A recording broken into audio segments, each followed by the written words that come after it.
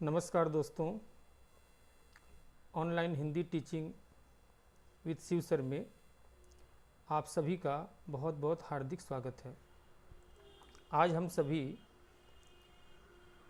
जयशंकर प्रसाद की कविता भारतवर्ष, इस कविता के अभ्यास यानी प्रश्न उत्तर को हम सभी सॉल्व करेंगे। जैसा कि आप देख रहे हैं, यह कविता पूरे भारतवर्ष में अलग अलग पाठ्यक्रमों में पढ़ाई जाती है।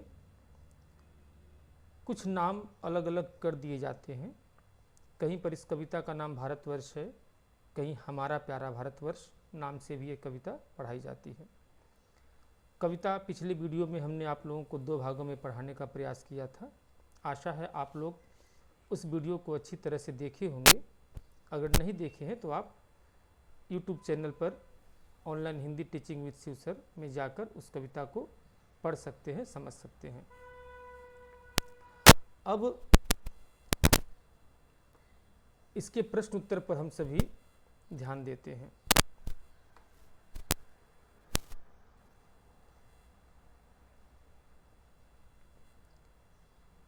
इसके जो प्रश्न उत्तर हैं, अभ्यास आप निकालेंगे और आप देखेंगे कि पहला प्रश्न है वस्तुनिष्ठ प्रश्न, और यह मैं आप लोगों को वेस्ट बंगाल बोर्ड में जो साहित्य मेला पुस्तक है क्लास 7 में, उसके आधार पर प्रश्नों का यहाँ पर विश्लेषण कर रहा हूँ। पहला प्रश्न अभ्यास निकालेंगे। वस्तुनिष्ठ प्रश्न दिया है, निम्नलिखित प्रश्नों के सही उत्तर विकल्प से चुनकर लिखिए। पहला, निर्वासित राजकुमार कौन थे? उत्तर होगा राम। ख नंबर है, भारतवर्ष कविता के कवि कौन है? उत्तर होगा जयशंकर प्रसाद। ग नंबर प्रश्न है, रत्नाकर का शाब्दिक अर्थ है सागर। घ नंबर प्रश्न है, दधीचि कौन थे? एक ऋषि। अब 2 नंबर लघुत्तरी प्रश्न में आएंगे। लघुत्तरी प्रश्न में दिया है कि दधीच ने क्या दान किया था तथा क्यों? उत्तर आप ध्यान देंगे, उत्तर लिखेंगे। दधीच ने अपनी हड्डियों का दान किया था। वृत्रासुर नाम का राक्षस देवताओं के ऊपर बहुत अत्याचार करता था। ब्रह्मा जी ने इंद्र को उपाय बताया कि दधीच ऋषि की हड्डियों से बने वज्र से ही वृत्रासुर का वध संभव है। महर्षि दधीच ने मानवता की भलाई के लिए सहर्ष अपनी हड्डियों का दान कर दिया था, जिससे बने वज्र से वृत्रासुर मारा गया। ख नंबर प्रश्न है, बौद्ध भिक्षु बनकर घूमने वाले राजा कौन थे? इसका कारण क्या था? उत्तर लिखेंगे। बौद्ध भिक्षु बनकर घूमने वाले राजा सिद्धार्थ थे। संसार के कष्टों को देखकर उनके मन में विरक्ति का भाव पैदा हुआ। ज्ञान प्राप्ति हेतु उन्होंने संसार का त्याग कर दिया और बाद में गौतम बुद्ध के नाम से प्रसिद्ध हुए। ग नंबर प्रश्न है, निर्वासित राजा के प्रसिद्धि का क्या कारण था? उत्तर लिखेंगे। यहाँ पर भगवान राम को निर्वासित राजा कहा गया है। उन्हें 14 वर्ष का वनवास मिला था। वन गमन के दौरान उन्होंने कई राक्षसों के साथ रावण का नाश किया तथा संसार में धर्म की रक्षा की। घ नंबर प्रश्न है, हिमालय का आंगन किसे और क्यों कहा गया है? उत्तर लिखेंगे। हिमालय का आंगन भारतवर्ष को कहा गया है। भारत भूमि हिमालय पर्वत से सटी हुई एवं उससे सांस्कृतिक रूप से जुड़ी हुई है। हिमालय से निकलने वाली नदियाँ भारतवर्ष को हरा भरा बनाए रखती हैं, इसीलिए भारत को हिमालय का आंगन कहा गया है। अब हम बोधमूलक प्रश्न पर आएंगे।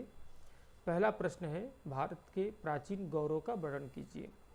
इसके उत्तर को थोड़ा सा लंबा लिखा हूँ ताकि आपके जानकारी के लिए, आपके जनरल नॉलेज में और थोड़ी बढ़ोतरी हो। उत्तर लिखेंगे। कला, विज्ञान, गणित और ऐसे अनगिनत क्षेत्र हैं जिनमें भारतीय योगदान अनुपम है। आधुनिक युग के ऐसे बहुत से आविष्कार हैं जो प्राचीन भारतीय शोधों के निष्कर्षों पर आधारित हैं, जिसमें शहरों के ड्रेनेज सिस्टम से लेकर रॉकेट साइंस तक है। प्राचीन भारतीयों ने एक ओर जहाँ पिरामिड नुमा मंदिर बनाए, तो दूसरी ओर स्तूप नुमा मंदिर बनाकर दुनिया को चमत्कृत कर दिया।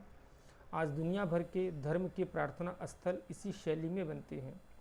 तब हिंदू मंदिरों को देखना सबसे अद्भुत माना जाता था।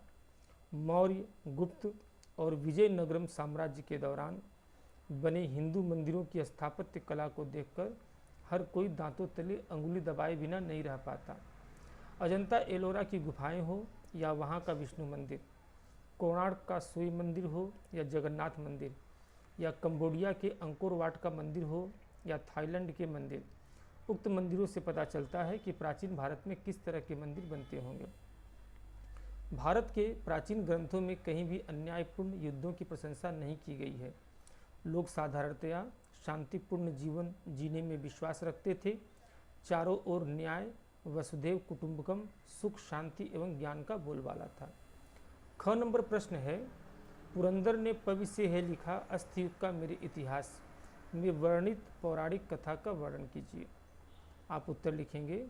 यहाँ पर उस युग की कथा की ओर इशारा किया गया है जब लोग हड्डियों से बने अस्त्रों से लड़ते थे।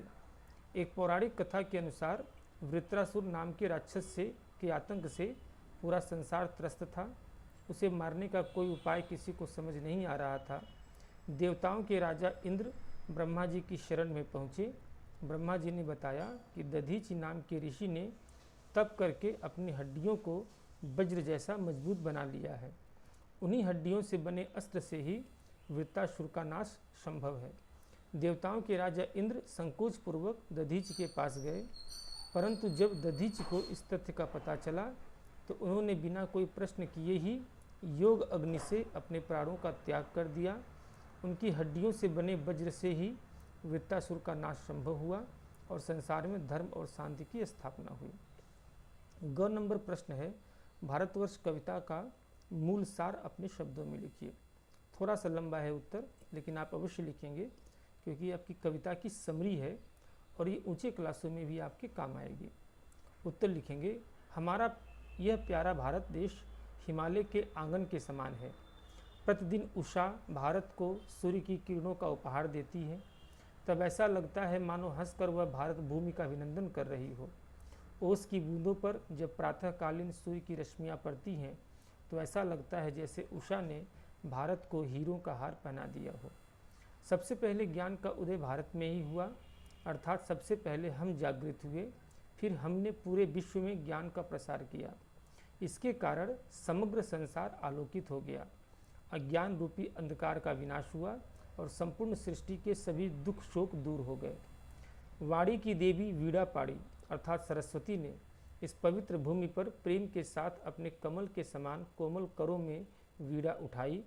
उसकी झंकार से सप्त सिंधुओं में सातों स्वरों का मोहक सरगम गूंजने लगा। मधुर संगीत का जन्म हुआ। इसी महान देश में संगीत के वेद सामवेद की रचना हुई। भारत के लोगों ने शस्त्रों के बल पर देश को नहीं जीता। यहाँ प्राचीन काल से ही लोगों के मन में धर्म की प्रखर भावना रही है। उन्होंने संसार में धर्म का प्रचार किया। यहाँ गौतम बुद्ध और वर्धमान महावीर जैसे धर्म पुरुष हुए हैं जिन्होंने विशाल साम्राज्य छोड़कर भिक्षु का रूप धारण किया और घर घर घूमकर लोगों का कष्ट दूर करने का प्रयास किया, धर्म का प्रचार किया। हमने मोहम्मद गोरी को पराजित करने के बाद भी दयापूर्वक क्षमा कर दिया। हमारे देश में ही चीन को धर्म की दृष्टि मिली।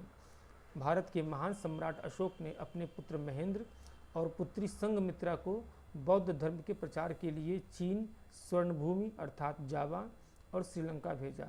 जावा और श्रीलंका के लोगों को पंचशील क्या है? अहिंसा, अस्तेय, अपरिग्रह, सत्य, ब्रह्मचर्य आदि के सिद्धांत मिले। भारतवासियों ने कभी किसी की संपत्ति या किसी का राज्य छीनने का प्रयास नहीं किया। हमें प्रकृति ने प्रत्येक वस्तु मुक्त हस्त से प्रदान की। प्रकृति की हमारे देश पर महान कृपा रही है। यहाँ की शस्य श्यामला भूमि, हिमच्छादित गिरि शिखर, घाटियाँ, वादियाँ, सदा नीरा नदियाँ, झरने, फल फूल, संसाधनों से भरपूर जंगल सभी अनुपम है। भारत सदा से हमारी जन्मभूमि है। हम इसी देश की संतानें हैं।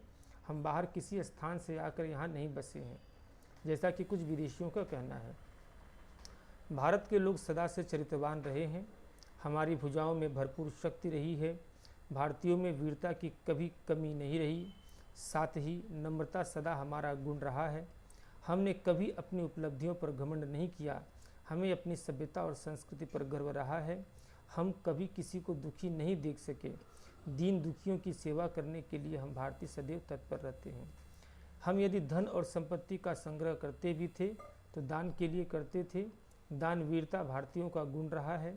हमारे देश में अतिथियों को सदा देवता के समान माना जाता था। भारत के लोग सत्य बोलना अपना धर्म मानते थे। भारतीय सत्यवादी हरिश्चंद्र की संतानें हैं। हमारे हृदय में तेज था, गौरव था।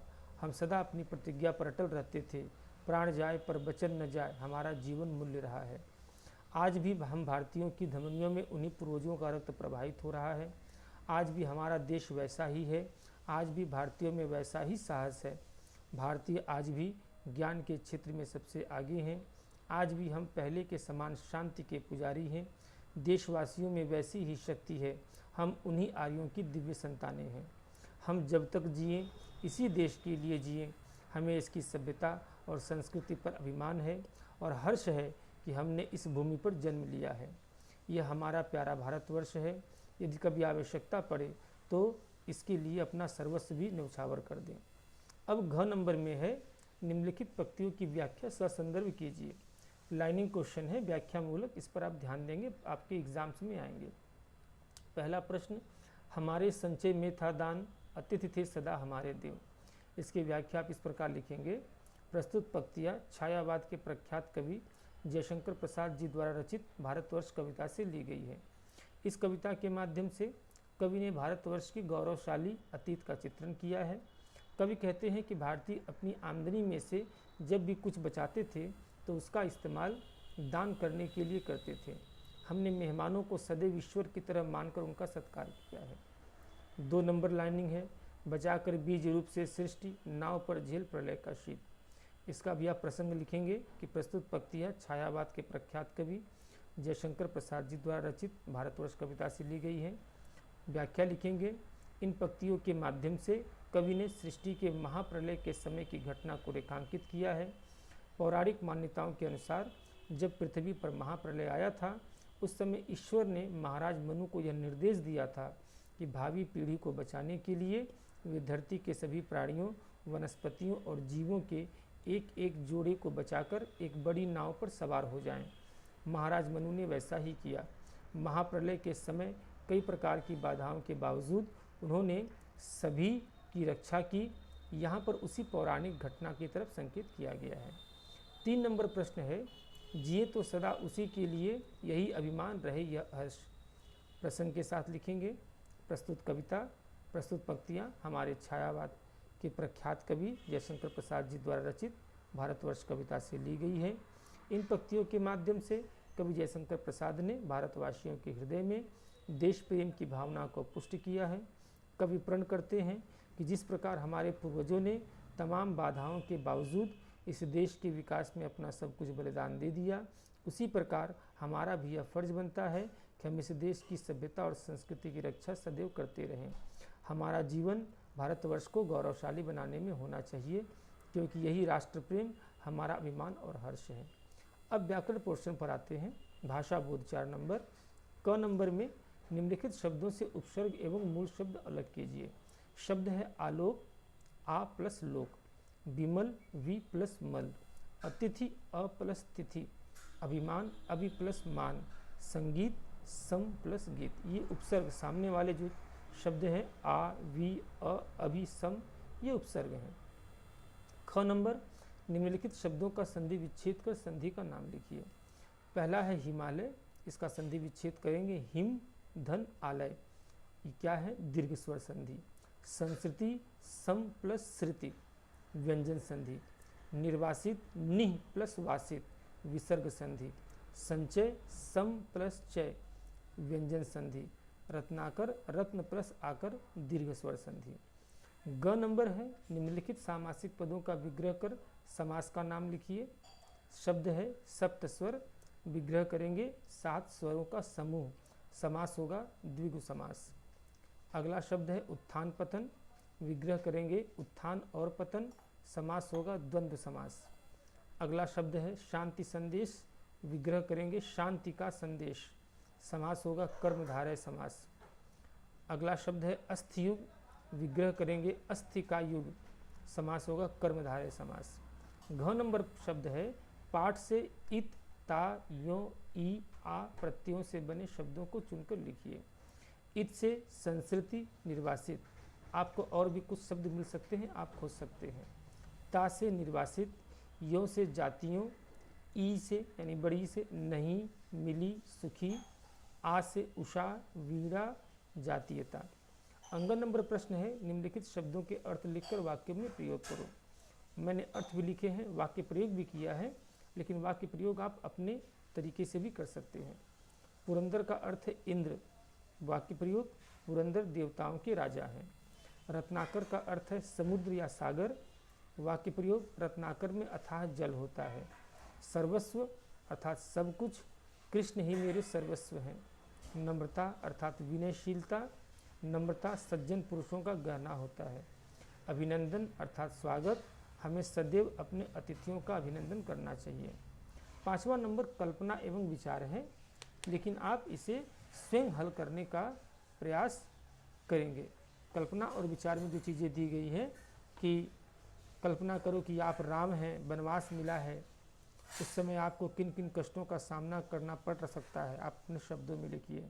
तो भगवान राम के वन गमन की कहानी को ध्यान में रखते हुए आप अपने संदर्भ में से लिख सकते हैं। दूसरा प्रश्न है पाठ में अनेक महापुरुषों का वर्णन हुआ है, उनमें से आप सबसे ज़्यादा किनसे प्रभावित हुए, उनके समान बनने के लिए आप कैसा कर्म और आचरण करेंगे। तो इस पाठ में बहुत सारे महापुरुषों का जिक्र आया है। भगवान बुद्ध का आया है, महावीर स्वामी का आया है, महाराज मनु का आया है, राम का आया है, कृष्ण का आया है, तमाम प्रकार के महापुरुषों का वर्णन आया है। तो आप इसमें से जो कैरेक्टर आपको पसंद हो उसके बारे में आप प्रयास करके होमवर्क समझकर इसे आप कर सकते हैं। तो आइए आज हम सभी ने हमारा प्यारा भारतवर्ष कविता, इस कविता के अभ्यास भाग को हम सभी ने पूरा किया। आशा है आप सभी को यह प्रयास पसंद आएगा। अगर आपको इससे थोड़ी भी वैल्यू एडिंग होती है आपके लाइफ में, तो अवश्य ही इस चैनल को सब्सक्राइब करें, online Hindi teaching with Shiv sir. आगे भी इसी तरह के और अच्छे प्रयास हम करते रहेंगे ताकि आपकी स्टडी में और अच्छी वैल्यू एडिंग होते रहे। बहुत बहुत धन्यवाद।